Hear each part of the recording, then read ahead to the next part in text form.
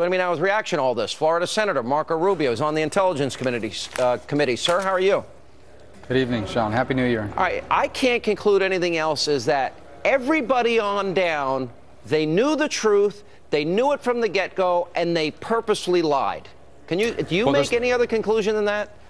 No, here's what I would conclude. Three things I'd add to. Number one, you've just illustrated one of them, and that is there's this narrative from the Obama administration that the war against al-Qaeda is over, al-Qaeda's in retreat and incapable of carrying out an attack like this. Well, not only do they do this in Libya, but we see al-Qaeda reforming elements in North Africa. We see it in Syria, now in Iraq.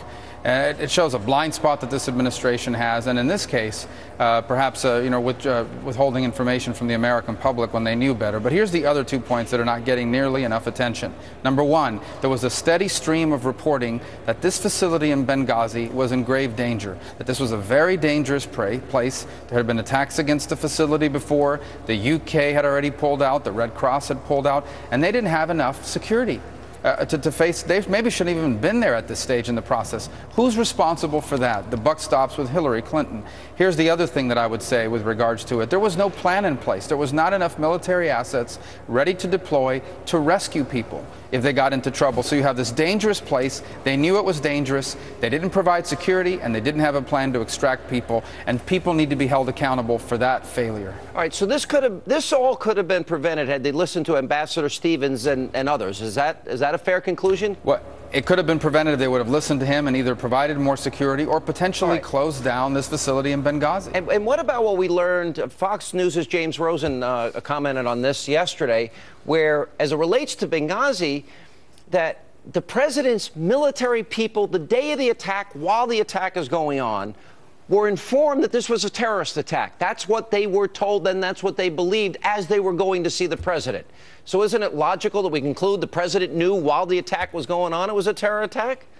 I think what's clear is that even after they knew that this was linked to terrorist elements and people linked to terrorists, they still continued to say that it was an attack created by videos as opposed. And from the very beginning, that never made any sense. You don't bring shoulder-fired rockets. You don't bring the kind of armaments they have to a spontaneous protest. It didn't make sense from the very beginning. You don't have shoulder-fired missiles when you go into a protest. Good point. But here's the bottom line: is they knew that this was a dangerous place. They had a steady stream of intelligence reporting that was telling them this facility in Benghazi is in a very dangerous place. From that, they should have done one of two things: either closed it down, like the Brits had done, or provide more security. They didn't do that, and they didn't have a plan in place to rescue these people. Okay. They didn't have military assets to rescue these people. So someone needs to be held accountable for that. They could have prevented it before. They could have helped during. And then the big lie in the cover-up afterwards, and that is that Susan Rice lied, Hillary Clinton lied, Barack Obama lied. Do you have any doubt in your mind that when they were blaming this guy for this YouTube video, which had nothing to do with it, when they were saying that there was a protest, they knew within days it didn't happen, do you have any doubt they consciously lied to the American people? Because I have no doubt. Yeah, their narrative is pretty clear. They want the story to be, remember, this was in the middle of the presidential campaign, and the narrative the president was putting out was bin Laden is dead and al-Qaeda is on the run. And if that's your argument, you can't possibly turn around and say, oh, but by the way, al-Qaeda just carried out an attack and killed 4 Americans. So they clearly had a political motive for that narrative not to be the case. All right, so to win an election, they want to avoid any blame or controversy before this election. They purposely lie and go out there because they screwed up before, during, and after. Now the question is, now that we know that this is true, and by the way, this report wouldn't have come out without Democratic support. That's interesting to me.